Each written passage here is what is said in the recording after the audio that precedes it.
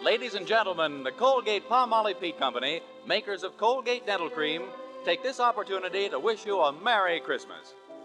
And now, Colgate Dental Cream presents the Dennis Day Show, written by Frank Galen, with Sharon Douglas, Dink Trout, Paula Winslow, Charles Dant and the orchestra, yours truly, Vern Smith, and starring our popular young singer in A Day in the Life of Dennis Day.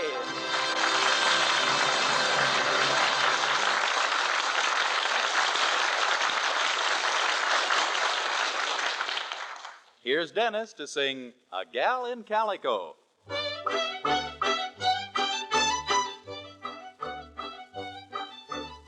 Met a gal in calico way down in Santa Fe. I used to be her Sunday beau till I rode away. Do I want her? Do I want her love? Yes, sirree. Will I win her? Will I win her love? Wait and see. Working with the rodeo, go from town to town, see most every kind of gal, every kind of gown. But who made my heart sing? Yippee-I, yippee-oh, my little gal in calico.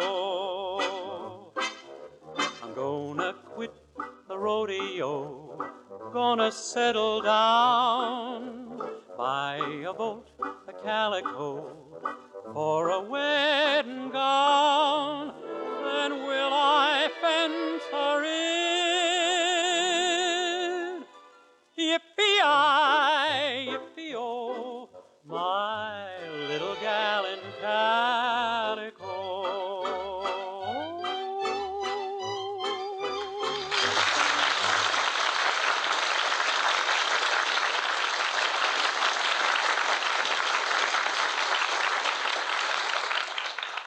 Most of you know our young hero, Dennis, very well by this time, but those of you who will be making his acquaintance for the first time on these Wednesday nights would probably like to know just what sort of person he is. Well, let's ask the folks who know him best.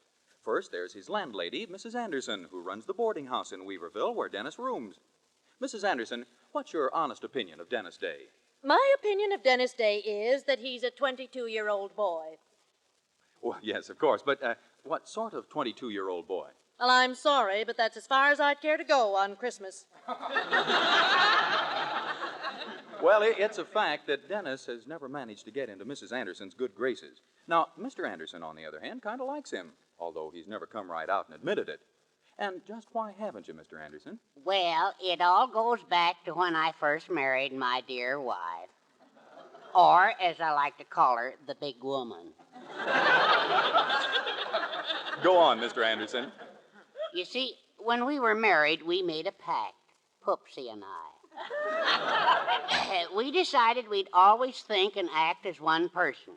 Of course, I didn't know then that the one person would turn out to be Poopsie. Oh, I see. Well, there's one member of the Anderson family who likes Dennis and makes no bones about it. That's their daughter, Mildred, our young hero's girlfriend. Right now, on this fine Christmas morning, she's carefully planted herself under the mistletoe in the Anderson living room as Dennis comes down for breakfast. Morning, Mildred. Merry Christmas. Merry Christmas, Dennis. Boy, I sure am hungry this morning. See you after breakfast, huh? Why, Dennis, wait. What's the matter? Well, don't you notice? I'm standing someplace. Well, that happens very often when you're not sitting down. I don't mean that silly. Now look around carefully. Don't you see anything different? You wearing a new dress? No, higher. You washed your face? Dennis, what's over my head? Hair. I mean on the chandelier. Don't you see what's tied to it? A piece of mistletoe. Oh, I see now. Pretty, isn't it? Dennis, I'm standing right under it. Well, don't worry. A little thing like that couldn't hurt you if it did fall off. Didn't you ever hear of mistletoe, Dennis? If a man happens to find a girl standing under it, he can kiss her. Gosh, really? Yes. And you happen to find me standing under it. Well. Oh, I couldn't take advantage of an accident. But it It wasn't an accident, Dennis. I stood here on purpose. Mildred, I did it so you'd kiss me. I want you to kiss me. you women are all alike. No one wants my brains, only my kisses. Dennis, I want you to kiss me. No, Mildred, I know how desirable I am, but you should fight it. I'm tired of arguing about it. Come here, Dennis Day. Please, Mildred, you're mussing my I hair. don't care. Now stand still. Well, so that's the sort of thing that goes on in my house. Mother! Hello, Mrs. Anderson. What's new? Don't put on any act with me. I saw you kissing my daughter. Give me one reason why I should walk in and find such a thing going on. We didn't expect you.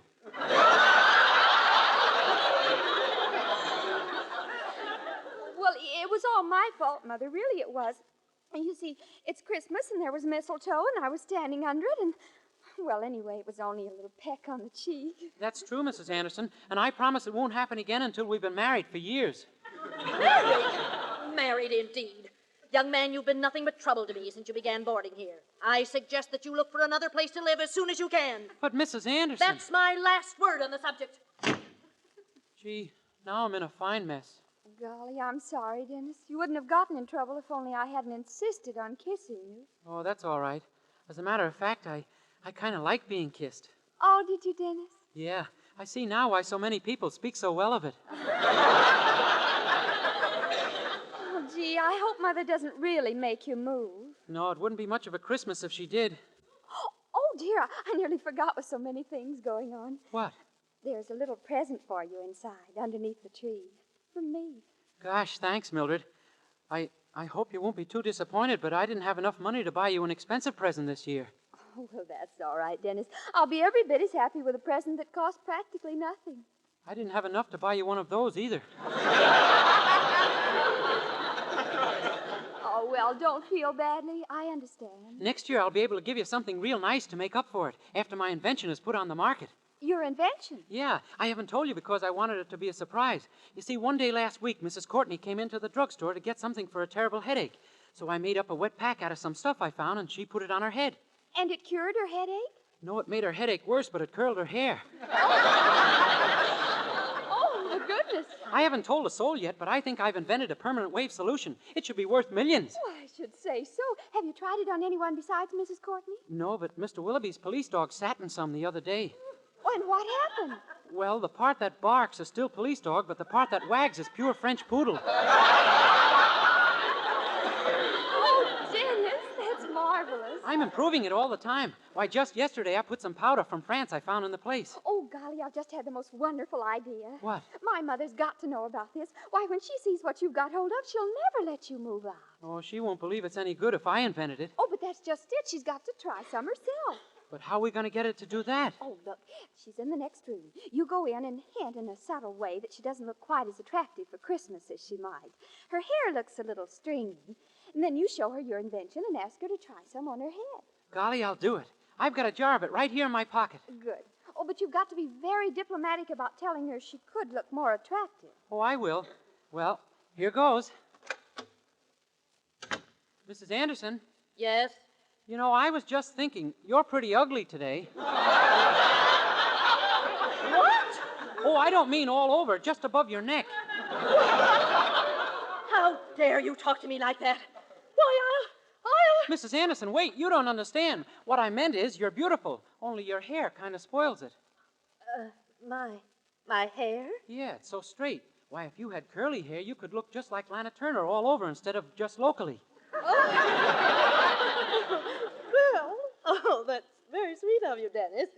Oh, but my hair's always been straight. Even a permanent doesn't curl it. Well, I have some stuff right here that will, Mrs. Anderson. If you'll just put some on your head in 2 or 3 minutes, you'll be amazed. Well, if it's as good as all that, I certainly will try it. That's swell. Come out and show Mildred when you're finished. Oh, I will. Well, Oh, good morning, Mr. Anderson. Good morning, Dennis. My lover girl in there? Yes, but don't go in, Mr. Anderson. You're going to get a surprise in a minute. I am? Yeah.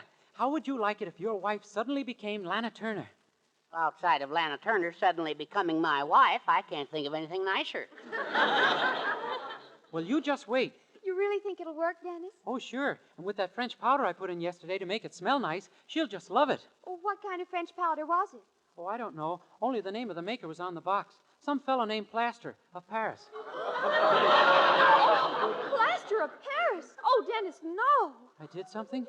Did something. Oh, we're finished forever. Mildred, what do you mean? Yes, what are you two talking about? Well, how do I look? Well, my head feels awfully peculiar. Really, Mother? Yes. How do you like it, Herbert? Oh, very nice, Poopsie. That's the first sensible hat I've ever seen you wear. Hat? I'm not wearing a hat. You mean that's you? Why, certainly. This is my new hairdo. Don't you think you overdoed it? What do you mean? Get out of the way so I can see myself in the mirror. Why, I don't... Ah! Dennis Day! I must have made a slight mistake in the formula. My hair! It's ruined! Listen to it. Oh, there's nothing to worry about, Mrs. Anderson. I'll have your head in fine shape as soon as I get hold of a hammer. A hammer? Yeah, that's the only way I can get that shiny white crust off your head. Fine thing. It was supposed to be Lana Turner and me, and now it's the egg and I. Oh, here, use this, Dennis. The fire tongs. Okay. Hold still, Mrs. Anderson. There, see? Dennis Day, I told you once today to leave this house as soon as you can.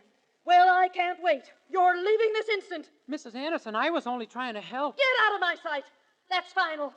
Come, Herbert. Gee, didn't turn out to be a very Merry Christmas, did it, Mildred? No, I'm afraid not. Oh, but don't worry, Dennis. We'll find some way to see each other. Gee, I hope so. Oh, well, Dennis, listen. Yeah, a bunch of kids singing carols. It'd be kind of nice to have them in, wouldn't it? Yes, it would. Open the door, Dennis. Let's have them in. Okay. Hey, fellas, come on in. Mrs. Anderson may have something for you. Okay, come on, guys. You better shake the snow off your shoes. Mrs. Anderson is very particular about her rugs. Come on in, boys. Yes, ma'am. Thank you, ma'am. Thank you, ma'am. Hey, what about that little fellow out there in the snow? Isn't he coming in? Nah, he don't sing with us. He just follows us around. Yeah, everywhere we go, he tags along. We can't get rid of him. He's a pest. Hey, fella, why don't you come up here on the porch? You'll catch cold out there. Come on up. Don't be afraid. What's your name? Cecil? Oh, your name is Cecil, huh? Yes, sir. Cecil. Well, come on up, Cecil. Yes, sir. See, you are catching cold. I'm not cold. You're not crying, are you? Yes, sir. You are? But this is Christmas. You shouldn't be crying on Christmas. Yes, sir. What are you crying about, Cecil? They won't let me sing with them. They won't let you sing with them. Why not? I got braces on my teeth. They say I don't sing good. Well, I don't believe it. I'll just bet that you're a real good singer. No, I'm not. I don't really sing good. You don't? No, sir, I don't sing good, but I like to sing anyway. I like to sing more than anything in the whole world. Sure you do. And that's what makes singing really important. To want to sing from the bottom of your heart, whether you can really sing or not. It is? It certainly is. You know, once upon a time there was a little boy just like you. Well, this little boy wanted to sing more than anything else in the whole world. Honest? Uh-huh. And one night he had a vision. And the vision told him never to stop singing, because someday he would sing for the king. What's a vision? A vision? Oh, a vision is something like a dream, I think. Well, this little boy... What was his name? His name? Oh, I don't know what his name was. You see, it was a very long time ago. How long ago? Oh, a long, long time ago. Did he sing over the radio? No, this was long before radios and phonographs and moving pictures. Before Jack Benny? Yes, even before that. Gosh. It was a long, long time ago, in a land far, far away. The little boy came from a very poor family. Though his father and mother worked hard, they could barely buy enough bread to eat. The boy had no shoes to wear, and his clothes were ragged and torn. But he didn't care, for he was happy. He had a song in his heart. Life is fair on a summer's day, Sweet the western wind is blowing, la la la la la la la.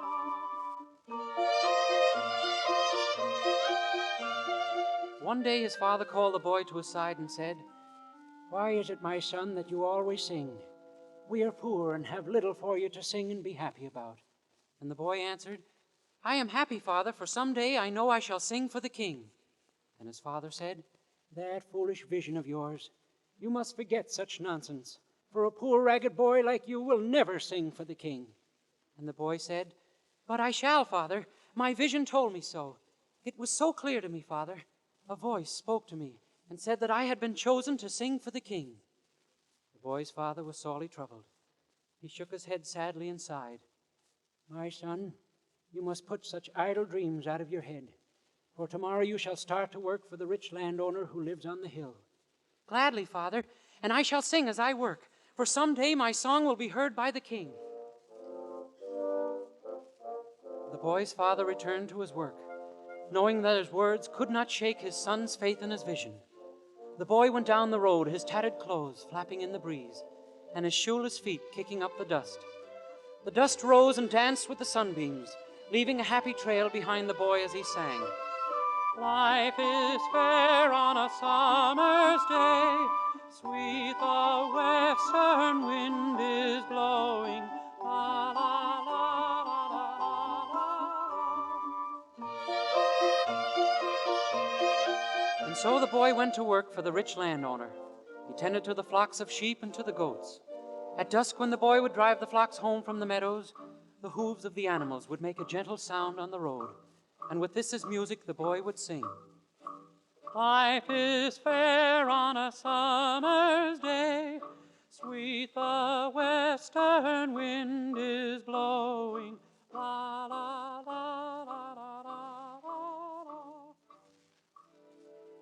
One day, not long after, the landowner called the boy to him and said, "Hearken to me, boy. I pay you to care for my flocks, not to fill the air with your incessant song." "I'm sorry, master. I meant to bother no one with my singing. The sheep and the goats don't mind." "I am neither a sheep or a goat, so I mind."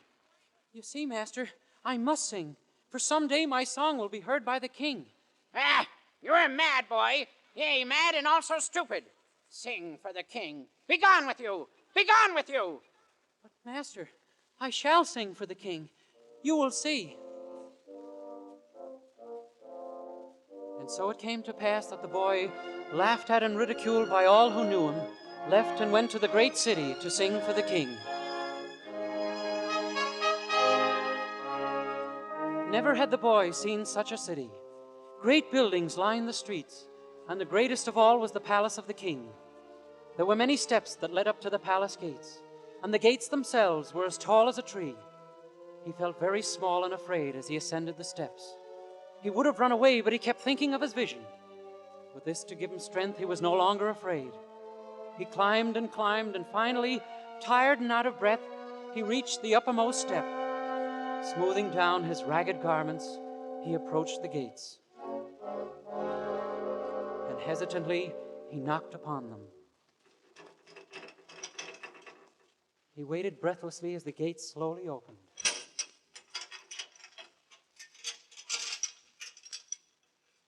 "Who knocks at the palace of the king?" The boy looked up at the tall guard and said, I did. "Ragged beggar, what is it you want?" I am not a beggar. "Speak up! What is it you want?" I have come because of a vision. I have come to sing for the king." "You? Sing for the king?"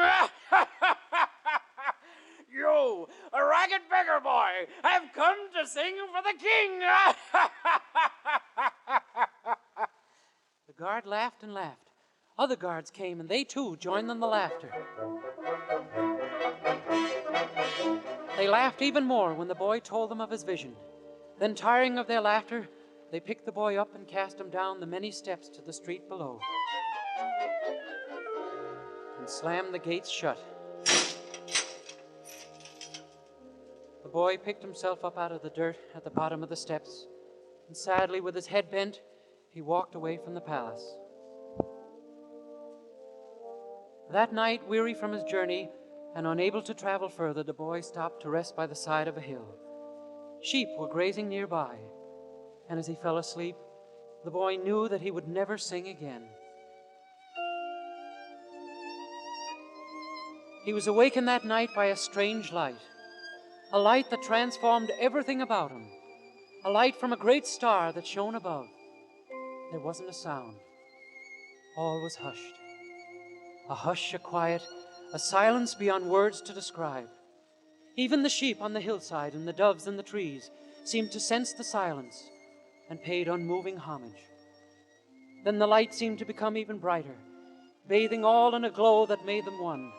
The boy, the hill, the earth, the grass, the animals, all became one, and one alone. The boy raised himself from the ground, not daring to breathe. Then he felt a song swelling in his throat. He could contain himself no longer. Something was compelling him to sing. He stood up straight and small on the hill. What if they had laughed at him? What if his song was unwanted? He felt he must sing now, here and now in this divine night. So he stood, his tattered clothes shimmering in the light of the star above were like the raiment of angels, and he sang. Ave Maria,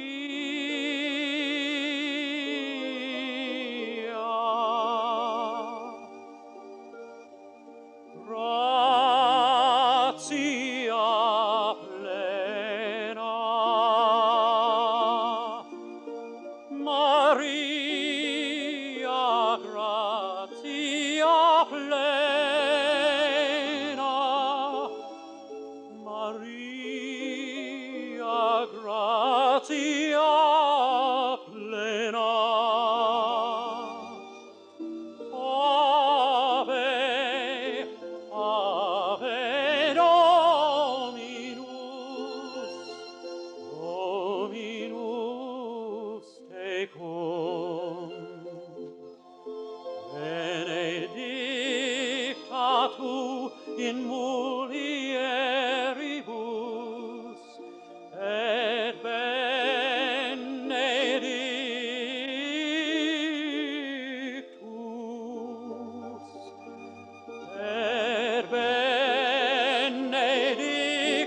fructus ventris, ventris tui,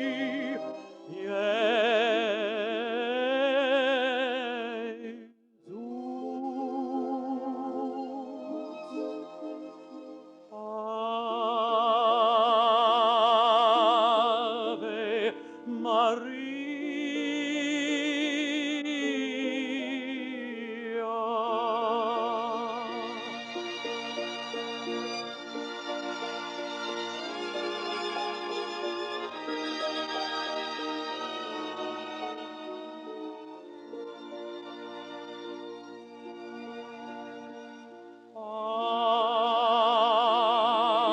Ave Maria,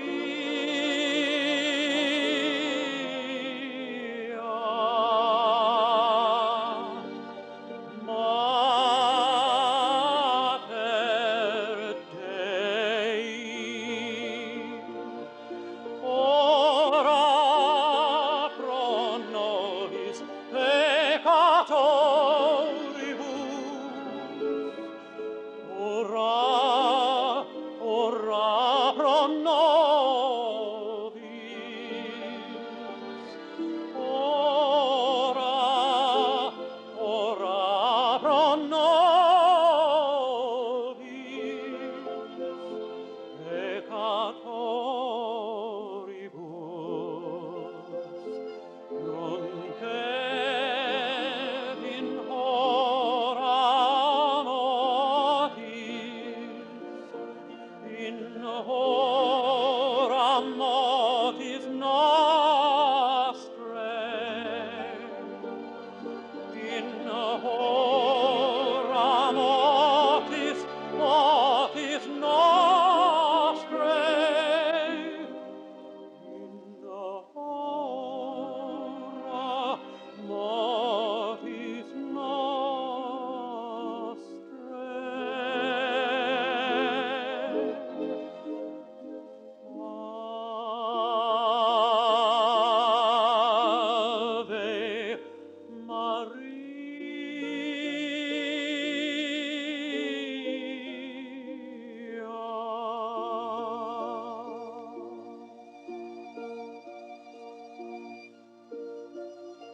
And when he finished his song, the boy saw a man coming up the hill toward him. The man was a shepherd, and he carried a crooked staff. The boy said, "I thought I was alone here on the hill." And the shepherd said, "You will never be alone again, boy. No man will ever be alone again." And then the shepherd turned and pointed down the hill, and the boy looked and saw a small stable nestled below. And the shepherd, turning to the boy, said, "Tonight, my son, you sang for a king. Verily, the King of Kings."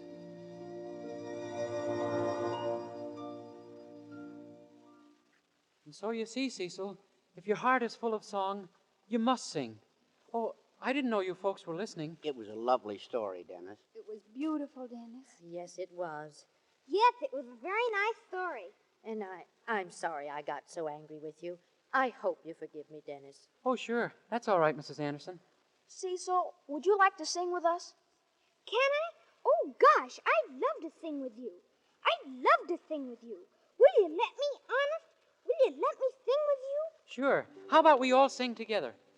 Hark the herald angels sing, glory to the newborn King. Peace on earth and mercy mild, God and sinners reconciled.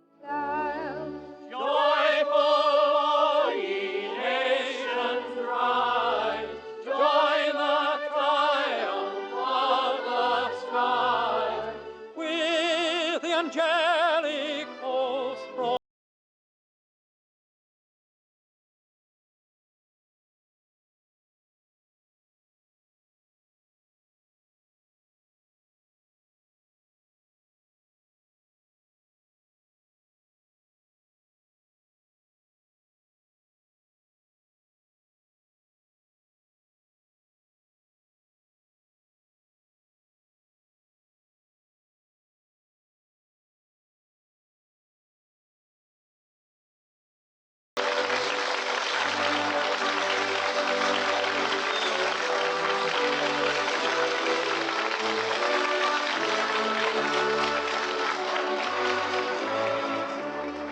The Colgate-Palmolive Peat Company, makers of Colgate Dental Cream, hopes you've enjoyed a very pleasant Christmas and sends to every one of you best wishes for the new year.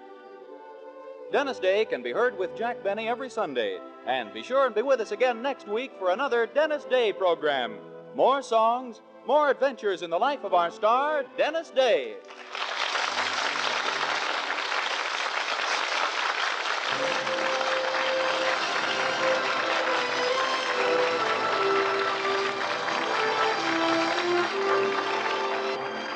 Tonight's original Christmas story, The Boy Who Sang for the King, was written by Frank Tashlin. Bobby Driscoll, who played the part of Cecil, appeared through the courtesy of Walt Disney and can be seen in the Technicolor picture Song of the South. All the other parts in the Christmas story were played by Dennis, of course. The special musical background was by Charles Dan. This is Vern Smith speaking.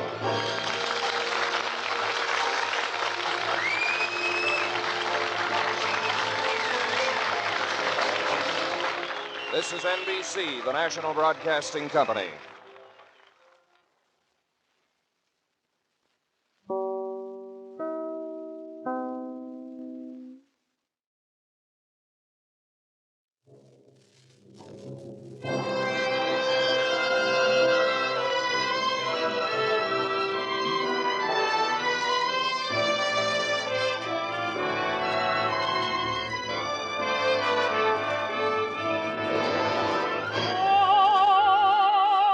All that makes life seem worthwhile dwells in your eyes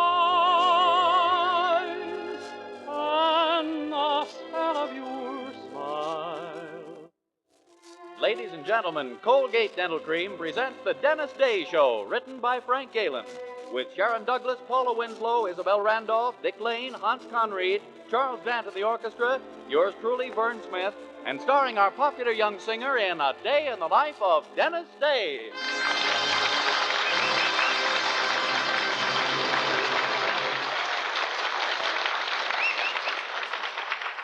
Twice a day and before every date, use Colgate Dental Cream to clean your breath while you clean your teeth. Here's Dennis to sing Dear Old Donegal. It seems like only yesterday I left the port of Cork, and on a ship from Old Erin's Isle I landed in New York, without a friend to meet me there and a stranger on the shore.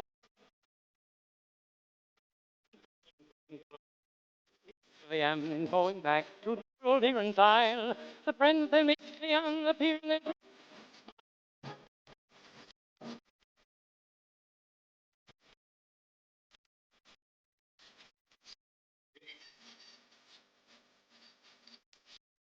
Shake hands with your Uncle Mike, me boy. Shake hands with your sister Kate. And here's the girl you used to swing down by the garden gate. Shake hands with all the neighbors and kiss Colleen's all. Welcome as flowers and pages. When I get back and they'll come from near and far. They'll line the road from miles and miles with Irish jumping cars. The spirits will flow. The heart with joy, the piper will play an Irish reel to greet the Yankee boy. They'll play Flanagan, Milligan, Gilligan, Duffy, McCuffy, Malarkey, Mahone, Rafferty, Donnelly, Connolly, Julie, O'Dooley, Muldowney, Malone, Madigan, Cadigan, Lalahan, Fagan, O'Hagan, O'Holahan, Flynn, Shanahan, Lanahan, Hogarty, Fogarty, Kelly, O'Kelly, Shapiro, McGinn. Then I'll take the hand of me Uncle Mike, the hand of me sister Kate. Oh, I'll hug and squeeze as much as I please the girl in the garden gate. I'll invite all the neighbors to me wedding great and small, and I'll live and pay no.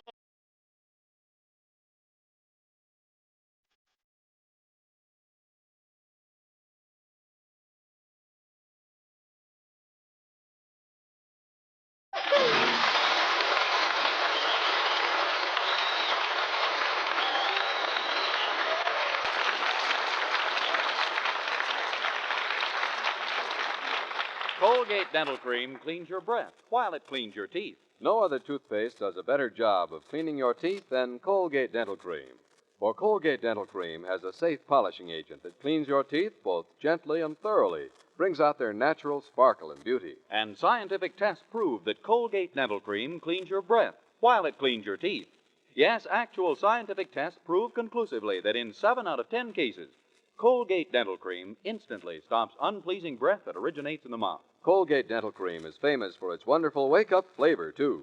Nationwide tests of leading toothpastes prove that Colgate Dental Cream is preferred for flavor over other brands tested. So try Colgate Dental Cream to bring out the natural sparkle and beauty of your teeth for a wake-up flavor you'll thoroughly enjoy. And use Colgate Dental Cream twice a day and before every date to clean your breath while you clean your teeth.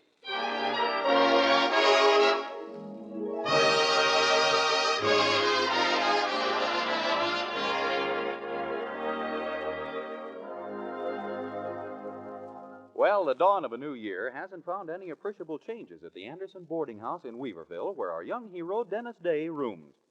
His salary at Willoughby's drugstore is the same as it was in 1946, $8 a week. His room rent, too, is the same as in 1946, $8 a week. 1947 also finds Mildred Anderson as determined to marry him as ever, and her mother, Dennis's landlady, just as sick to her stomach at the thought. And now, as we join Dennis and Mildred at the Andersons, we find them looking to the new year with great high hopes, even as you and I. Gee, 1947. Maybe it'll be our year, Dennis. Maybe we'll even be married before it's over. Yeah, with a home of our own. Yes. And then maybe someday, later on, who knows, we may find a visitor dropping in on us. Oh, no. Once I get away from your mother, I want to stay away. I didn't mean my mother, Dennis. I meant someone much smaller and, cuter and prettier. Your father? Of course not. The visitor I mean would have tiny hands and feet and a lovely little pink face, Dennis. Don't be silly. Only babies look like that. Well, that's what I'm talking about. Our visitor will be a baby. Really? Whose? Ours, of course. Mildred, please, remember that I'm mixed company.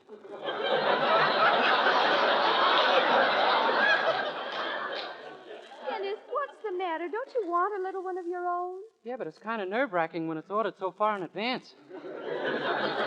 Well, it wouldn't be so far in advance if you'd only demand a decent salary from Mr. Willoughby at the drugstore. Oh, who needs that old job anyway? One of these days, we'll be on Easy Street with the invention I'm working on now. Oh, Dennis, no, not another invention.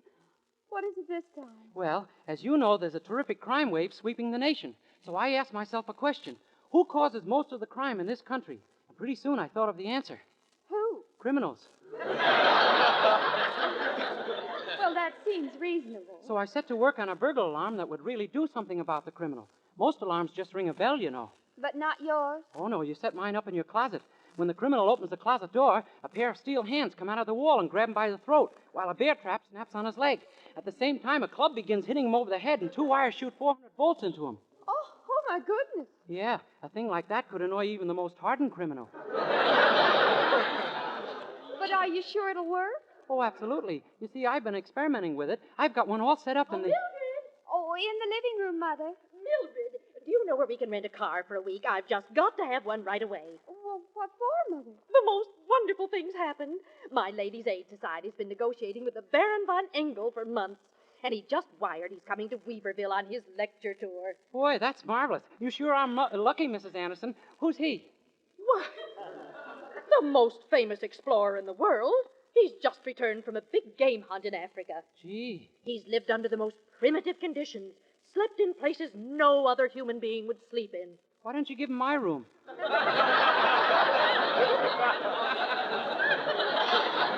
He'll have the best room in this house, our guest bedroom. After all, he's a member of the Austrian nobility. Wait, Mrs. Anderson, the guest bedroom Please, Dennis? Mildred, I want you to go over to Middletown and hire a car for the Baron's disposal, then meet his train with it at 2:30. All right, Mother.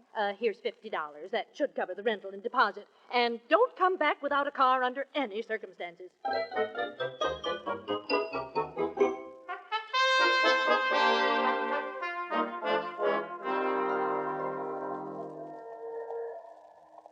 Golly, this is awful, Dennis. We've combed Middletown for hours. There isn't a car for rent in the whole city. I know. And your mother said not to come home without one. Gee, Hey, wait. What? Look, that sign across the street. Where? There. Maybe we can buy a car. See what it says? Come in and save a fortune on a used car. Buy from the hysterical Hibernian. Oh, but Dennis, we only have $50. I know, but I read in the paper that prices have collapsed lately. For instance, butter is down to where an ordinary movie star can afford it. Well, we can try anyway. We've just got to get that car. Come on.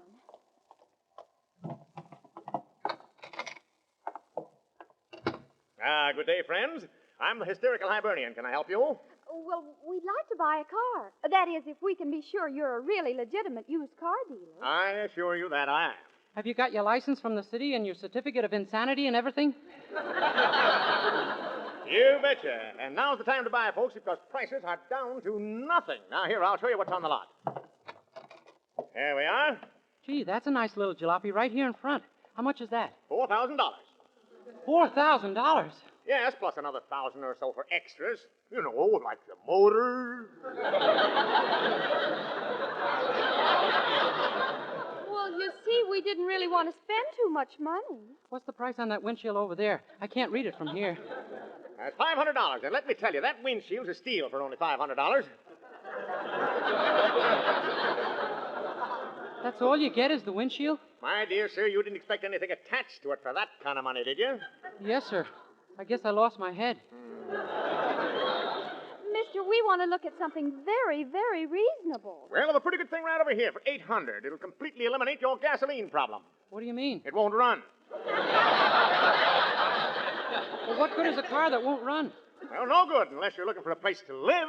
Look, mister, we're wasting time. All we want to spend is $50. How much? $50. Now, what can we get for that? Well, if you'll crawl up on that grease rack, I'll change your oil.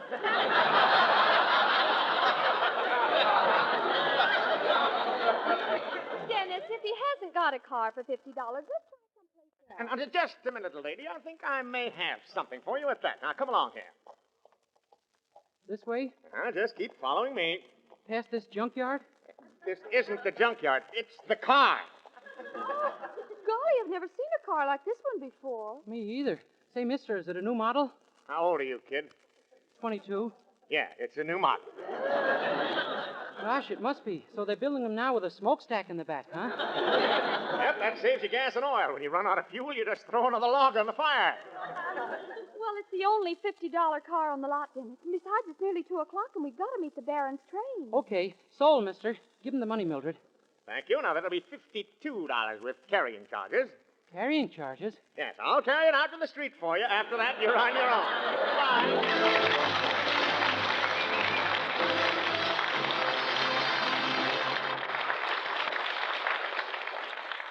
And now, before we continue our story, here's our young hero, Dennis Day, singing I'll Never Love Again.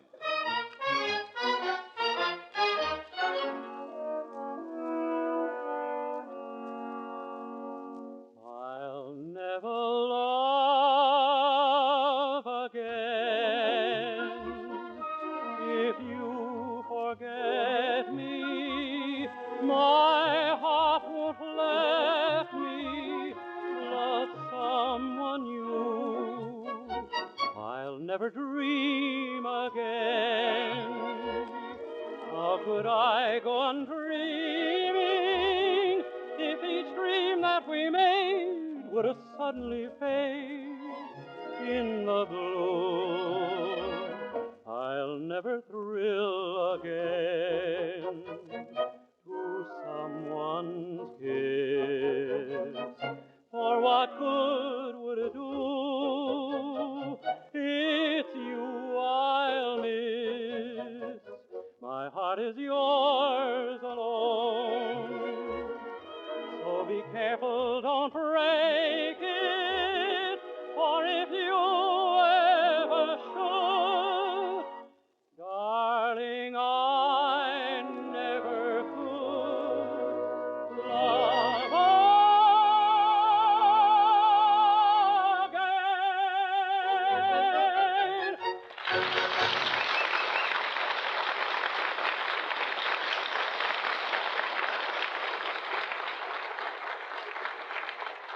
Well, the famous explorer Baron von Engel is arriving in Weaverville on his lecture tour.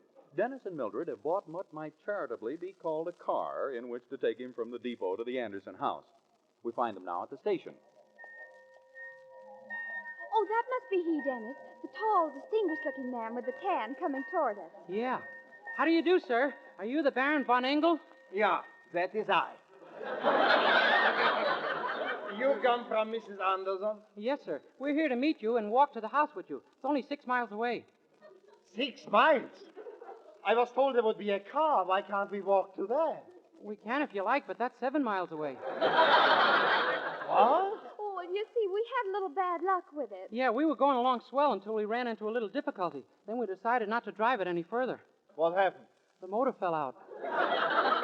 But this is ridiculous. Can't I get a taxi? Oh, I'm afraid there aren't any taxis here. You see, Weaverville's kind of a one-horse town. All right, then. Bring me the horse. No, really, I don't... Come on, Baron. We can make it. Here, I'll take your luggage.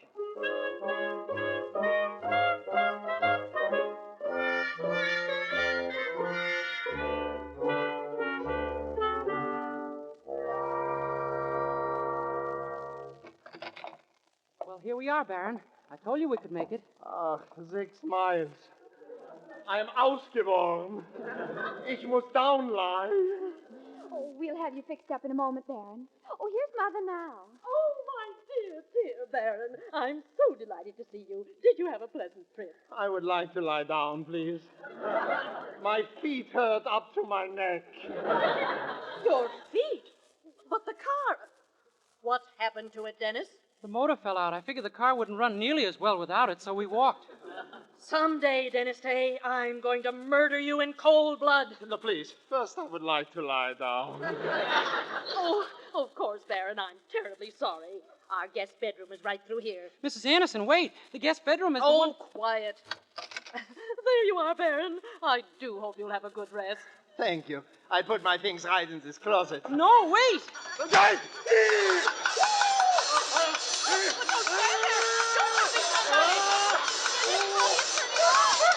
Let me think. Oh, yeah. I remember. There. Oh, my head, my throat, my... What happened? You got caught in my burglar alarm. It works well, huh? Oh, Baron, are you all right? So, this is the welcome to Weaverville, is it? I am leaving this place now and forever. Oh, Baron, I beg You will never see what is left of me. Goodbye. Oh, Dennis, there.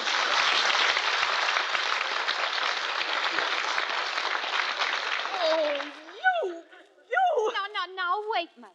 No one knew he was coming to town, did they? You can... Everyone in our Ladies' Aid Society knew. He was supposed to take tea at the president's house this afternoon. Oh, I see. Oh, I'll be cashiered from the society. They'll ask me to turn in my knitting needles. Oh, Dennis, I have an idea. Come on. We've got to beat the Baron down to the railroad station. Mildred, what are you... Never mind. Come on.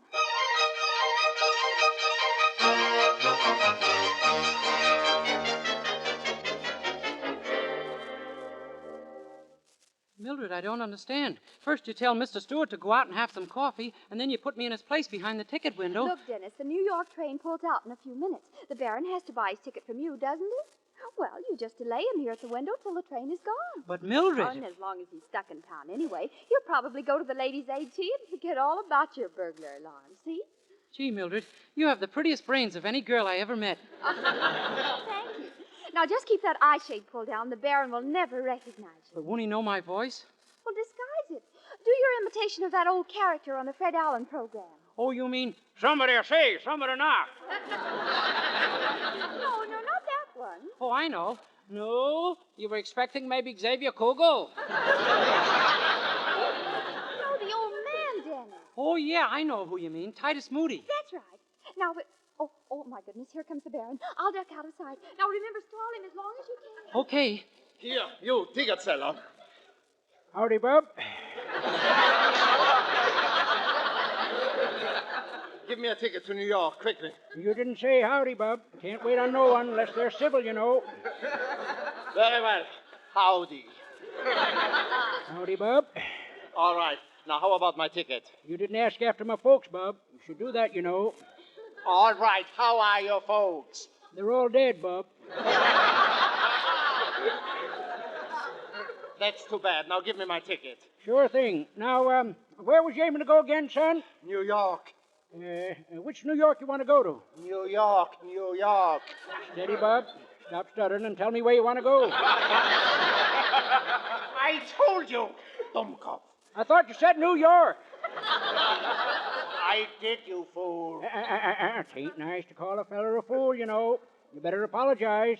All right, I apologize. Oh, that's okay, Bub. No apology was necessary. No, please, give me my ticket, will you?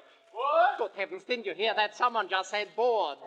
Don't do it, Bub. Own a house of your own. Now, my experience has been that you got... I'll get on the train without a ticket. Wait. Baron, come back here. Come back.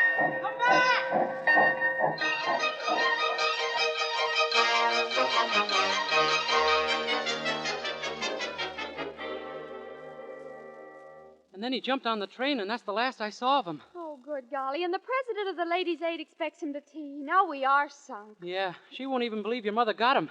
After all, she's never seen him, and I don't... She's never seen him. That's it. I said something? Of course. Thank goodness. What did I say? You said she's never seen him, so you can be the Baron yourself. Me? Sure. I'll fix you up with a beard and mustache, and you can go right over to the president's house. Oh, I couldn't, Mildred. I'd be frightened to death. Well, it's either that or go home and face my mother. Okay, I'll be the Baron. I guess being frightened to death is cleaner and quicker than the way your mother would do it.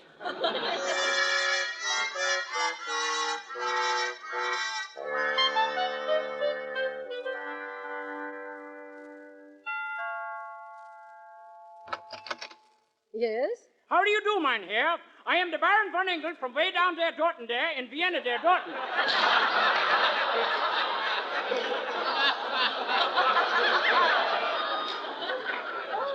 Oh, really, this is thrilling. Oh, I'm so glad to meet you, Baron. Do come in. Thank you.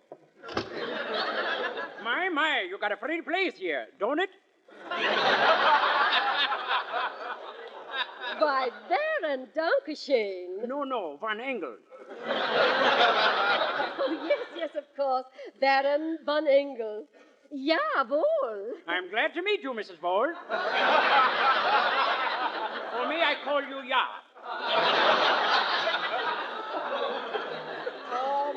My name is Isabel Courtney. Oh, I understand your difficulty with the language, Baron. It must be quite a problem for a Viennese. Ach ja, it ain't easy.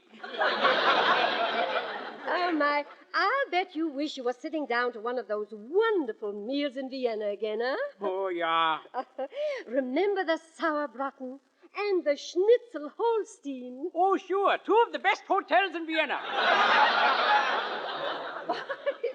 Baron, you're joking with me. Yeah, let's look at it that way, shall we? Now, perhaps you'd be more at home if we talked about your exploring. I doubt it, but we try. Well, you've been to Africa recently. Oh, yeah, I go there all the time to shoot tigers. Oh, but there are no tigers in Africa. You don't say. I was wondering why my luck was so bad. Another joke, Baron. Yeah, I got a million of them, I'm afraid. Well, now, I do want to know all about your trip to Africa. Did you have a good safari? Oh, yeah, not pretty, but very intelligent. Young man, are you sure you're the Baron von Engel? Ach, positively. I'm beginning to wonder. You're certain you're the explorer who was the first man to go all the way up the Amazon? Yeah, sure. And believe me, I'll never forget it. When I got halfway up, I nearly fell off again.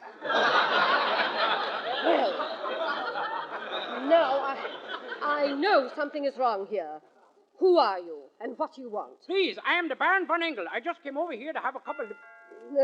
Come in. Oh, Mrs. Courtney, the most dreadful thing has happened. Yes, Mrs. Anderson? The Baron von Engel left town very suddenly this afternoon. Indeed. Then perhaps you can tell me who this gentleman is. Huh?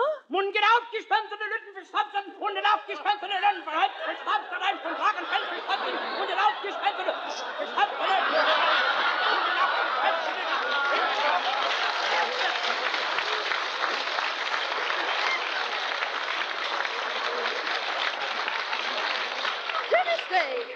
What are you doing in that beard and mustache? It's cold out. Well, goodbye, everybody.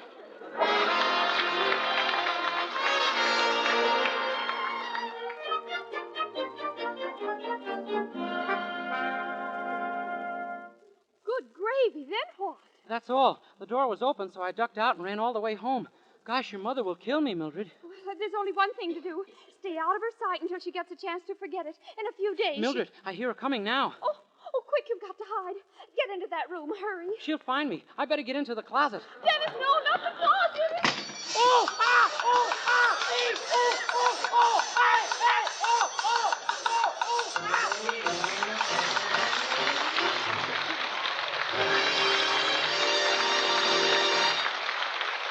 Dennis Day will be back in just a moment with a song. But first, here's an important fact. Colgate Dental Cream cleans your breath while it cleans your teeth. And that's important, as our Colgate players are going to demonstrate. Our curtain goes up on a midnight scene, and a young man standing at the foot of a ladder. Looks like an elopement, but what's this? No use waiting, Jim. My sister positively is not going to elope with you tonight. What? But she can't do this to me. Sure she can. It's a woman's privilege to change her mind. Anyway, that's what Sis says. Yeah, but why the last-minute switch? Gosh, a guy's got a right to know why he's left at the post. Well, from what I hear, you better make a resolution to beat feet to your dentist, Jim. And here's what Jim found out. Scientific tests have proved that in 7 out of 10 cases, Colgate Dental Cream instantly stops unpleasing breath that originates in the mouth. What's more, Colgate Dental Cream's safe polishing agent brings out the natural sparkle of your teeth, cleans them thoroughly and safely. Yes, Colgate Dental Cream cleans your breath while it cleans your teeth. And Colgate Dental Cream is famous for its wonderful wake-up flavor, too. In fact, nationwide tests of leading toothpastes prove that Colgate Dental Cream is preferred for flavor over other brands tested. So to clean your teeth thoroughly and safely, for a wake-up flavor everyone enjoys, use Colgate Dental Cream. Remember, Colgate Dental Cream cleans your breath while it cleans your teeth.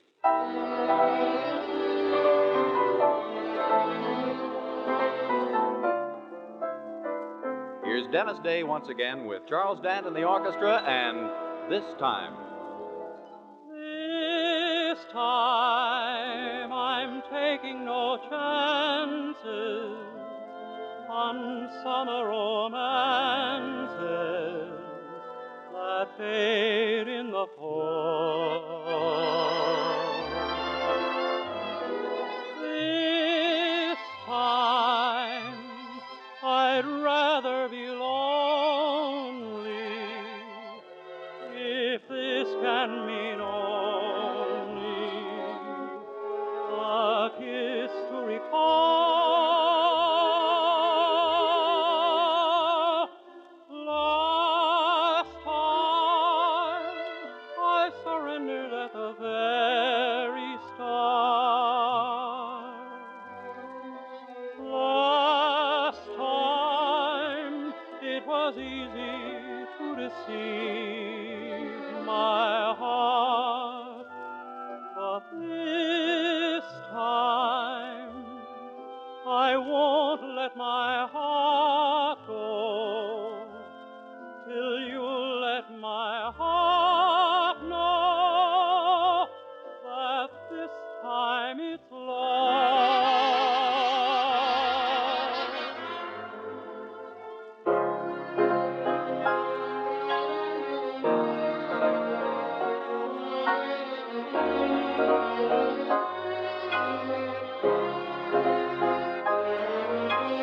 This time I'd rather be lonely if this can mean only a kiss to recall. Last time I surrendered at the very start.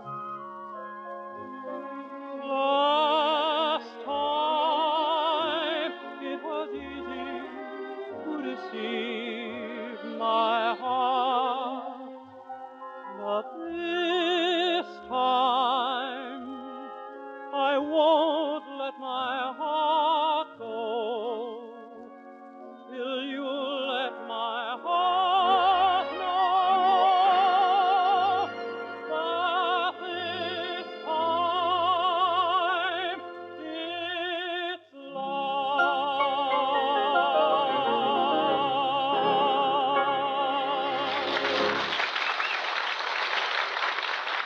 Dennis Day can be heard with Jack Benny every Sunday.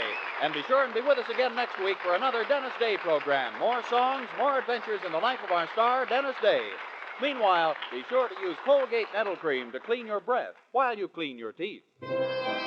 It's new. It's amazingly different. Not a liquid, not a soap, but an utterly new cream shampoo that leaves hair soft, radiant, glamorous, and also easy to manage. It's Luster Cream Shampoo, created by Kay Dommett, who combined rich lanolin with secret ingredients. Use Luster Cream Shampoo and see how soft, how naturally lovely, how brilliantly alive and well-behaved your hair can be. Ask for Luster Cream Shampoo at cosmetic counters. This is Vern Smith reminding you to save your used fat. This is NBC, the National Broadcasting Company.